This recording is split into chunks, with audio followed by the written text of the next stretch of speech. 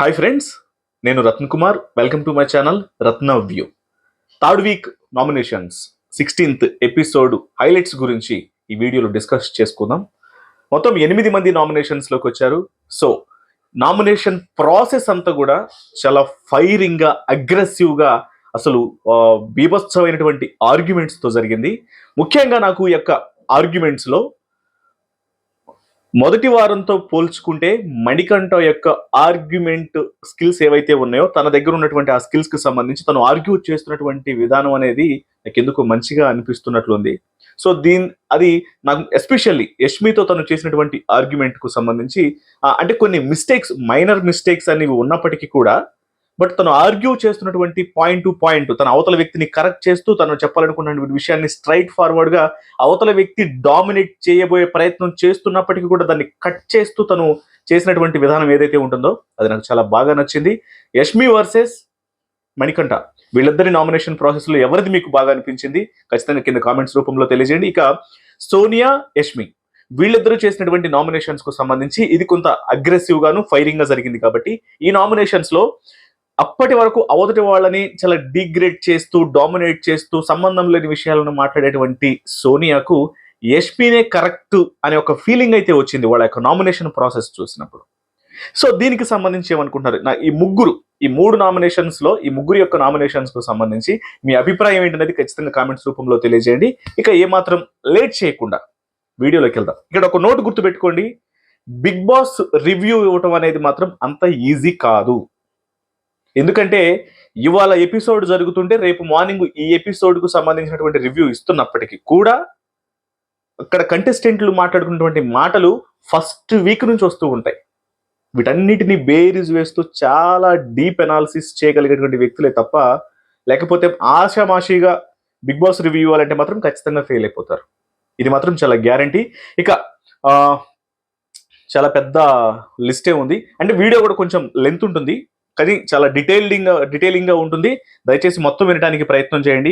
ఇక స్టార్టింగే నైట్ ఒక కన్వర్జేషన్ అనేది స్టార్ట్ అవుతుంది. ముఖ్యంగా సోనియా, యష్మి, అలాగే పృథ్వీ, అభయ్ వీళ్ళు నలుగురు కూర్చొని మాట్లాడుతూ ఉంటే ఆల్రెడీ సోనియాను రెడ్ మార్క్ లో పెట్టేస్తుంది కదా ఆదివారం నాడు.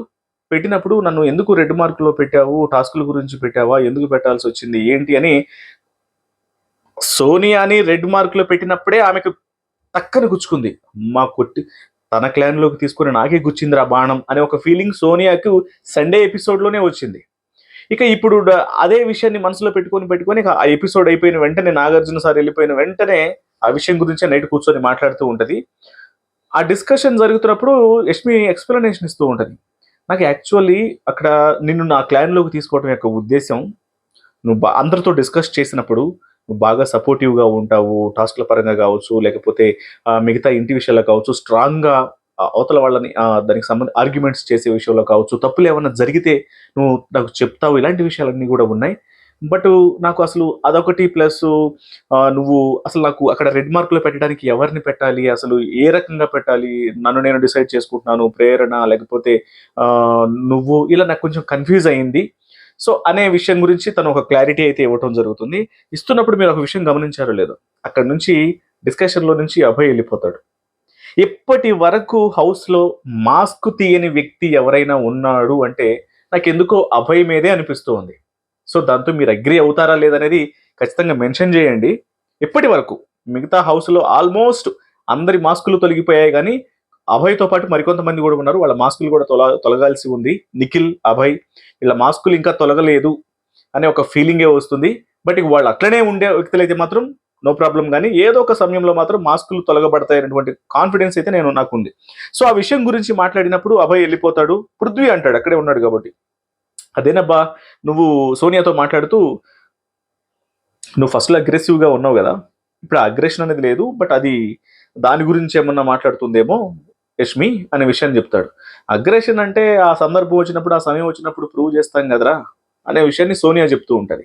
బట్ ఇక్కడ వాళ్ళ ఇన్సిడెంట్కు సంబంధించి నాకు అనిపించింది ఏంటంటే, ఖచ్చితంగా యష్మి సోనియాని క్లాన్లోకి తీసుకుంటూనే తనకి, అంటే తన సేఫ్టీ తను చూసుకుంది. బట్ ఈ వీకెండ్ మొత్తం కూడా తను ఎటువంటి ఇది కూడా తనకు ఉపయోగపడలేదు అనేటువంటి విషయాన్ని మాత్రమే తన స్వార్థ ప్రయోజనాన్ని మాత్రమే, అంటే స్వార్థ ప్రయోజనం అనకూడదు, తన సొంత ప్రయోజనం పరంగా, అంటే తను ఏదైతే ఎక్స్పెక్ట్ చేసి తీసుకుందో ఆ ఎక్స్పెక్టేషన్ అనేది తనకు దక్కలేదు అన్న విషయాన్ని మాత్రమే అనిపించి తనకు ఆ రెడ్ మార్క్ లో పెట్టి ఉంటుంది. బట్ అది సోనియాకి గట్టిగా గుచ్చుకుంటది. ఇది ఖచ్చితంగా నన్ను క్లాన్ లోకి తీసుకొని నన్నే ఈ రకమైనటువంటి బ్లేమ్ చేస్తుంది అనేది మనసులో పెట్టుకుంటుంది. అది నామినేషన్స్ లో కూడా తీర్చుకుంటది. అది నెక్స్ట్ పాయింట్ ఉంటుంది. సో ఆ డిస్కషన్ అనేది జరుగుతుంది. ఆ తర్వాత విష్ణు, సీత, నేనిక ముగ్గురు మాట్లాడుకుంటారు. అసలు మనకు సోనియా అంటే పడదు. మన ముగ్గురం కూడా కనీసం మనలో ఇప్పుడు నాకు సీత నీతో ర్యాప్ అయింది, నైనిక, మనం ముగ్గురం బాగుంటున్నాం. కానీ సోనియా అనే పర్సన్తో వెళ్ళి కనీసం కూర్చోవడానికి కానీ, మాట్లాడటానికి కానీ, పక్కన పడుకోవడానికి కూడా మనసు ఒప్పట్లేదు. కానీ తనకంటూ ఒక టీం ఉంది. వాళ్ళందరూ తనతో ఎలా ఉండగలుగుతున్నారని తెలుసుకోవాలనిపిస్తుంది నాకు అని అంటే తనకున్నటువంటి ఇంటెన్షన్స్ని బట్టి హౌస్లో. సో అదొకటి జరుగుతుంది. ఆ తర్వాత మా అక్కడ వాళ్ళిద్దరి డిస్కషన్స్ తర్వాత నైట్ అయిపోతుంది. అయితే విష్ణుప్రియకి ఉన్నటువంటి విషయం ఏంటంటే అక్కడ అవతల వ్యక్తులు ఏ రకం అంటే, అరే మనం ఎంత సఫర్ అవుతున్నాం ఒక పర్సన్ వల్ల, అసలు ఏ రకంగానూ పొంతన కుదరట్లేదు, బట్ అవతల వాళ్ళు అంత క్లోజ్గా ఎలా ఉండగలుగుతున్నారు అనేది. బట్ నాకు అనిపించింది ఏంటంటే అవతల వ్యక్తులు కూడా వాళ్ళు ఒక డిఫెన్స్లోనే ఉన్నారు, కానీ వాళ్ళందరినీ తిను సపోర్ట్ కోసం వాళ్ళందరితో అట్లా, అంటే తిను సర్వైవ్ అవ్వటం కోసం వాళ్ళని పెట్టుకుంది అన్న ఒక ఫీలింగ్ అయితే వస్తూ ఉంటుంది నాకు సోనియా విషయంలో. బట్ వాళ్ళు ఏదో ఒక సందర్భంలో ఎదురు తిరిగితే మాత్రం ఖచ్చితంగా వాళ్ళని కూడా పక్కన పెట్టేసే ఆలోచనలే ఉంటాయి. అంటే హార్ట్ఫుల్లీ కనెక్ట్ అవ్వడం కన్నా అవసరం కోసం కనెక్ట్ అయ్యిందే ఎక్కువేమో ఉండాలి. నాకు కొంతమంది ప్రతి దాంట్లో కూడా సపోర్టివ్ చేసుకోవడానికి, నేను మాట్లాడుకోవడానికి, ఆ విషయాలు కూడా నామినేషన్స్ లో కూడా వస్తాయి. ఎందుకంటే అభయ్ని ఇన్వాల్వ్ చేస్తుంటది, ఒక చోట డిఫెన్స్ లో పడినప్పుడు అట్లా పక్క వ్యక్తుల్ని ఇన్వాల్వ్ చేసి మాట్లాడబోతూ ఉంటది, మణికంఠని ఇన్వాల్వ్ చేసి మాట్లాడబోతుంటది. ఇలా రకరకాలుగా తనకంటూ కొంతమందికి దగ్గరయ్యి వాళ్ళ ద్వారా హౌస్ లో ఎదురు వ్యక్తుల్ని అంటే ఆర్గ్యూ చేయడం కోసం కొంతమందిని పెట్టుకుంటది అన్న ఒక ఫీలింగ్ అయితే వచ్చేస్తూ ఉంటది. సో ఆ విషయం గురించి విష్ణు మాట్లాడుతూ ఉంటది, ఎట్లా అవుతున్నారు వీళ్ళంతా అని. ఇక మార్నింగ్ ప్రేరణ వాళ్ళందరూ కూర్చున్నప్పుడు, బయట కూర్చున్నప్పుడు ఇవాళ 5 ఎగ్స్ ఉన్నాయి కదా, ఏం చేద్దాం ఏంటి అనే విషయం అడిగినప్పుడు 5 ఎగ్స్ కి సంబంధించి 5 ఎక్కడ ఉన్నాయి, 3 ఉన్నాయి కదా అని చెప్పాను విష్ణుప్రియ. 3 ఉన్నటువంటి 5 ఉన్నాయి కదా అని అంటే 2 ఎగ్స్ నేను తినేసాను అని చెప్పాను. 2 ఎగ్స్ ఎట్లా తినేస్తావు అబ్బాయి, అంతమంది ఉంటే ఇప్పుడు 3 ఎగ్స్ ఏం చేసుకుంటుందంటే, దానికి సంబంధించి నాకేం తెలుసు, మీరు దాంతో అట్లా చేస్తారు, ఉన్నదే తక్కువ కదా, ఎవరికి ఉపయోగపడవని నేను 2 తినేసాను అంటే 3 ఎగ్స్ 2 ఎగ్స్ తినేయడం అనేది అదే ఇంకా అది వాడు లైట్ తీసుకుంటే లైట్, కానీ బట్ ఆర్గ్యూ చేయాలంటే దెర్ ఇస్ ఎ ఛాన్స్, ఖచ్చితంగా చేయకూడదు. ఇదే అవకాశాన్ని నామినేషన్స్ లో వాడుకుంటుంది ప్రేరణ. బట్ తన రీజన్స్ వేరైనప్పటికీ కూడా ఒక మంచి ఛాన్స్ అయితే తనకు దొరికింది. తన ఆర్గ్యుమెంట్ అనేది ఈ పాయింట్ తీసుకొని నామినేట్ చేయడంలో ఎటువంటి తప్పు లేదనిపించింది నాకు. ఎందుకంటే దెర్ ఇస్ ఎ ఛాన్స్. ఒక వ్యక్తి 5 గుడ్లు ఉన్నప్పుడు ఒక వ్యక్తి 2 గుడ్లు తినడం అనేది ఒక అవకాశమే. అది తప్పు రైట్ అని గురించి మాట్లాడట్లేదు కానీ, బట్ అవకాశం ఇచ్చినట్లే ఉంటుంది అవతల వ్యక్తులకి. సో దాని మీద ఒక ఆర్గ్యుమెంట్ అనేది జరుగుతుంది, సింపుల్ ఆర్గ్యుమెంట్ అనేది కంప్లీట్ అవుతుంది.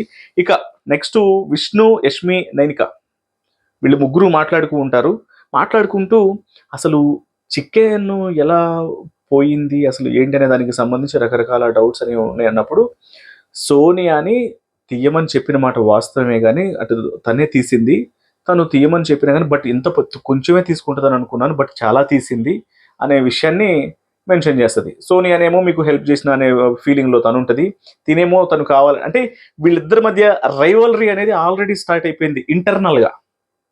సోనియాకి యష్మికి ఇంటర్నల్గా ఒక రైవలరీ అనేది స్టార్ట్ అయింది కాబట్టి సమయం కోసం వెయిట్ చేశారు, అది వాళ్ళ నామినేషన్స్లో బయటపడింది. అది నెక్స్ట్ వస్తుంది. ఆ విషయాన్ని పగలగొట్టేస్తారు, సోనియానే తీసింది బట్ కొంచెమే తీసింది అనుకుంటే ఎక్కువ తీసింది అనే విషయాన్ని వాళ్ళ ముగ్గురుతో షేర్ చేసేస్తుంది ఆల్రెడీ యష్మి. ఇక పృథ్వీతో యష్మి మాట్లాడుతూ ఉంటుంది, వెళ్ళి కూర్చొని ఏంటి మా క్లాన్లో తను చేసే శాడిజాన్ని భరించలేకపోతున్నాం, చాలా శాడిజం చూపిస్తుంది అనే విషయాల గురించి మన వాళ్ళే చెప్పారట.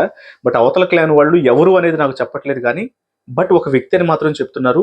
నువ్వేమన్నా అట్లాంటిది ఏమన్నా మాట్లాడేవా, నీ మీద నాకు అట్లాంటి డౌట్ ఏం లేదు పృథ్వీ అనే విషయం అడుగుతుంది. అడిగినప్పుడు పృథ్వీ అంటాడు, నేను చెప్పాలనుకుంటే ఏముందబ్బా, ఖచ్చితంగా నువ్వు శాడిస్ట్ అని అంటానేమో కానీ నీ శాడిజం భరించలేకపోతున్నాం అనే ఇట్లా అయితే చెప్పున్నాను అనే విషయం గురించి మెన్షన్ చేస్తాడు. ఇక రైట్,